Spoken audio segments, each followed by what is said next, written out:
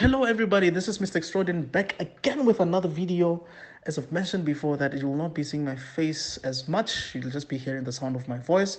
This will benefit both of us because some of you are listening to this video while you're driving, while you're cooking, while you're cleaning, while you're doing your laundry, ironing and so on. So you cannot just be looking at my face, but rather at least you can be able to multitask while you're doing whatever you're doing. So this is the Mr.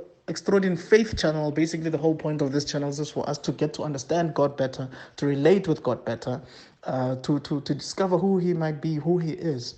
So obviously, this is a long journey. It's a long journey, but I believe over time maybe we might have a better understanding of God than we did before. Yeah, may the Lord help us. May He give us life and health so that we can get to know Him and understanding a bit more before we depart this world and meet with Him face to face. All right, so I just wanted to continue with the book of Jonah. That's where we started with chapter 1. Now we are going to go to chapter 2. This book only has 4 chapters. So we're just going to be going through all these chapters so that we can at least know the book of Jonah. If you don't know any Bible at all, at least we know the book of Jonah. It's quite short. You can read it in a day. But yeah, let's go through it. I'm going to be reading from the New Living Translation, as I believe it is easier to understand. And also, I mean, if we were to go through the King James version, we'd have to spend forever because it's Old English. But NLT, at least it's a lot easier to understand. All right. So anyway, let us go through it. Jonah's prayer. This is Jonah chapter 2. All right. So last time we left with Jonah being swallowed by a big fish, and he was in the fish's mouth for 3 days and 3 nights. So this continues from there. Chapter 2, verse 1. Then Jonah prayed to the Lord his God from inside the fish. Verse 2. He said, I cried out to the Lord in my great trouble, and He answered me. I called to you from the land of the dead, and Lord, you heard me. You threw me into the ocean depths, and I sank down to the heart of the sea. The mighty waters engulfed me. I was buried beneath your wild and stormy waves. Then I said, Oh Lord, you have driven me from your presence. Yet I look once more toward your holy temple. Verse 5. I sank beneath the waves, and the waters closed over me. Seaweed wrapped itself around my head. I sank down to the very roots of the mountains. I was imprisoned in the earth, whose gates lock shut forever. But you, O Lord my God, snatched me from the jaws of death. As my life was slipping away, I remembered the Lord, and my earnest prayer went out to you in your holy temple. Those who worship false gods turned their backs on all God's mercies. But I will offer sacrifices to you with songs of praise, and I will fulfill all my vows, for my salvation comes from the law alone. Verse 10. Then the Lord ordered the fish to spit Jonah out onto the beach. It's amazing that prayer can change everything in your life. Because you're at your most vulnerable state. You have no reason to lie. All you need is the Lord to hear you. And you hope and pray that not only does He hear you, but He delivers you from whatever situation that you're in. I mean, prayer ultimately is a communication between you and God. And as a result, you just hope that He gives you another chance if you do need another chance. He answers you and blesses you if you do need a certain blessing from Him. It's not easy.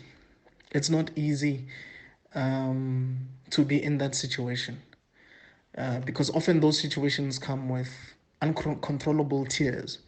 They come with other people. They come with sleepless nights, with physical pain. Maybe the people are going through physical pain because they are sick. Maybe people have anxiety and they're struggling to sleep at night.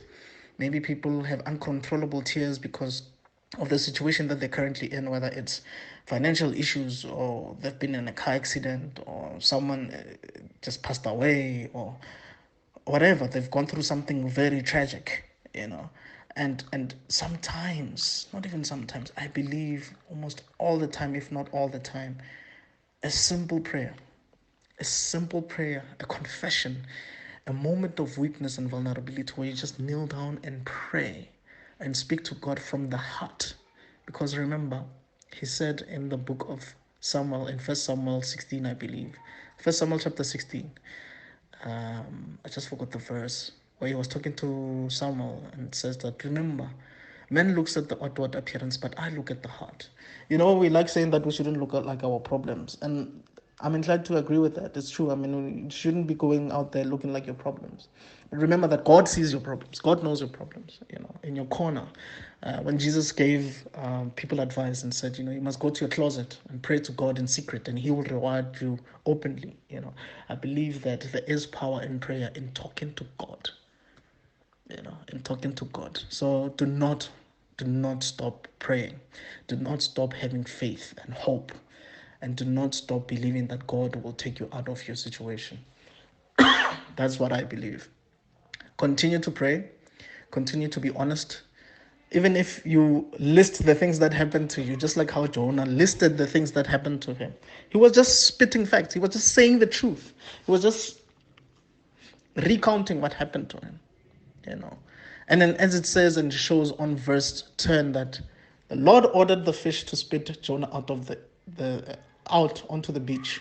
Isn't it amazing that God's voice can reach every part of the world? Under the sea, the whale listened to God and was able to obey God. And that is, I believe, it's also one of the biggest lessons that we need to learn. Obey God. Obey God, because you don't know what your obedience can do in the life of other people. Had Jonah obeyed God from the beginning in chapter 1, where he was asked to go to Nineveh, instead of going to Tarshish, and he went to Nineveh, you never know what he could have done at that time. But just like Jonah, sometimes we decide to go our own way and do our own things, and perhaps there are lessons to be learned for us before we give other people lessons, or before other people learn the lessons that God had planned for them. We also need to learn something in the process.